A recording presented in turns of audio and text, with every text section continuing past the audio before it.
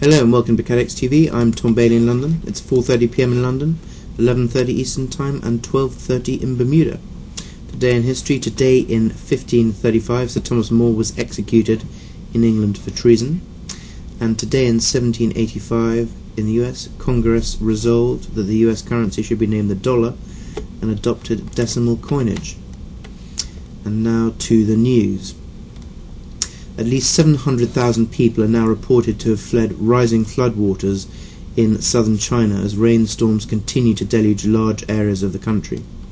20 people also reported to have died in some of the worst flooding seen in China for more than a decade. Across several provinces, heavy rains have toppled houses, flooded roads, and seriously damaged a dam, according to China's official news agency. In some towns and cities, main roads have been rendered impassable by waters up to 2.5 meters deep. In the worst-hit Guangxi region, 300 students have been trapped inside their school since Saturday by the high floodwaters. Flood control officials have used boats to deliver food, mineral water and other supplies. The heavy downpours also inundated crops and cut power across several provinces.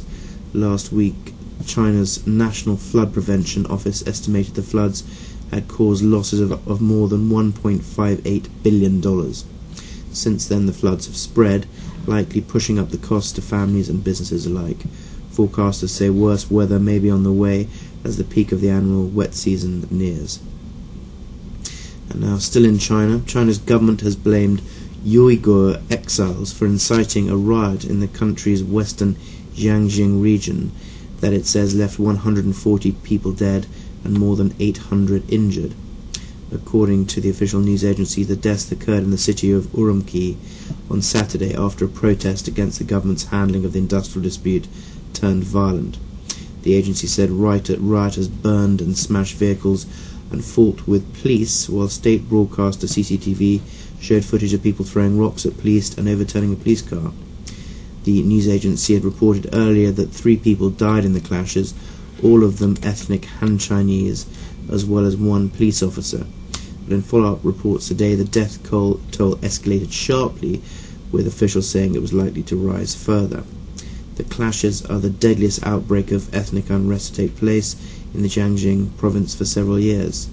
Alim Saitov, General Secretary for the Uyghur American Association in Washington, D.C., said that he believed many of his brethren had died in the clashes. He said this began as a peaceful protest by young Uyghurs, adding that the clashes broke out when armed police and armoured vehicles moved in to forcibly break up the demonstration, and they opened fire on protesters. He rejected suggestions from the Chinese government that the Uyghur World Congress, a pressure group made up of exiles, was behind a plot to instigate the violence. It is common practice for Beijing to blame outsiders for any problems in Xinjiang, as it does with the problems in Tibet. And now to Michael Jackson. Conspiracy theories about Michael Jackson's death went into overdrive last night as it was revealed that his O2 concert promoters took out a £12 million policy against the tour falling through. The insurance contract with Lloyd's of London only covered them in the case of a drug overdose, not if he died from natural causes.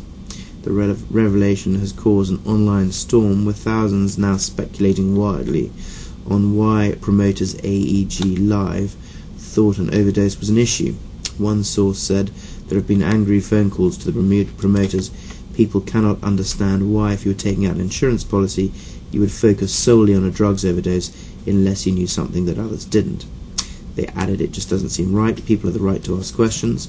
But AEG's chief executive Randy Phillips said the insurance policy would still fall short of the money spent on Jackson's advance production of the shows, covering some of his debts and paying his staff and rent, which totals between £15 million and £25 million.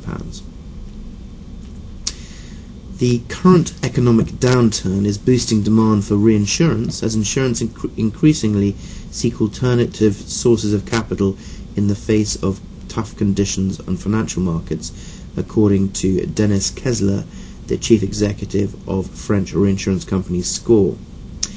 In an interview over the weekend, he told Dow Jones Newswires, "We provide a substitute for other forms of financing. When financial markets are disrupted, insurers have difficulties tapping financial markets, reinsurance provides a last resort support to these companies. Kessler said on the sidelines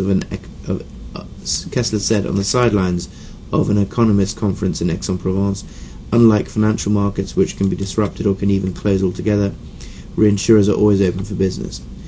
Another part of the activity of reinsurers, which is the coverage of major risks such as natural catastrophes, is not linked to the economic cycle, Kessler also noted. That is why, in all, demand for reinsurance tends to be strong in the current context, he said. The total value of trade credit insurance claims rocketed by 166% to a record £316 million in the first quarter of 2009 after UK companies were hit by a wave of insolvencies during the recession. Claims made by UK companies for defaults on payments for domestic and international trade surged by 48% to 9,213 in the first quarter, hitting the bottom line of leading credit insurers, according to the Association of British Insurers. It was the fifth consecutive quarter that claims have risen year on year. Nick Starling, the ABI's Director General of Insurance and Health, said the substantial increase in both the number of claims received by credit insurers and the cost of those claims shows that trade credit insurers are continuing to support businesses, especially small enterprises, through the recession. The ABAI data lays bare the scale of the problems facing UK companies during the first quarter, when the UK economy shrank by a jaw-dropping 2.4%. Trade credit insurers protect suppliers against non-payment by companies which get into financial difficulty, and they play a crucial role in oiling the wheels of trade in the economy. The proposed reopening of New York Insurance Exchange will once again make the city the center for global financial services. That was the parting statement from New York Insurance Superintendent Eric Dinello as he left his post after 2.5 years. The New York Insurance Exchange is an initiative Dinello brought back to the discussion table last year, and it is no longer a pipe dream. He said that it will take a year to do it, but people are talking about it, and the industry is taking it very seriously. We now need to put together a task force to work on it. There is real capital interest in it. As the markets pick up again, the exchange's ability to do reinsurance in particular will definitely be appreciated. Although the exchange would position New York as a reinsurance competitor to Lloyd's, One Lime Street would have greater access to the US market by being able to operate as many syndicates as it wants within the exchange. The exchange would also allow New York to compete directly with Bermuda, as the island's relations with the US have been strained of late owing to the Obama administration's tax haven clampdown. The original New York Exchange opened its doors in March 1980, but just 7 years later the close sign went up after a severe period of losses. Partner Re yesterday announced that it has entered into definitive agreement to acquire Paris Re, the French-listed Swiss-based diversified reinsurer. Partner Re will exchange 0.3 of its common shares for each Paris Re common share outstanding in a stock-for-stock transaction. This acquisition is expected to add $1.7 billion in new shareholders' equity to Partner Re. Separately, Paris Re is expected to distribute $310 million, the net amount due on existing Treasury shares held by Paris Re, in cash as a return of capital to its shareholders, leading to a total transaction value of approximately $2 billion. Upon successful completion of the various steps of this transaction, Paris Re, together with its operating subsidiaries, will be fully integrated into Partner Re's existing operating structure. Partner Re's president and CEO, Patrick Thiel, said, "This is an important acquisition for Partner Re and provides us the opportunity to enhance our already successful franchise. The greater market presence, risk diversification, capital strength and scale that is created will provide more balance and stability to our company in the face of uncertain and volatile financial and reinsurance markets." Aon UK has appointed Rob Brown as its new CEO. The appointment is subject to Board and Financial Services Authority approval. Mr. Brown will retain his role as CEO of Aon Corporate and Affinity, the firm's primary UK retail business unit.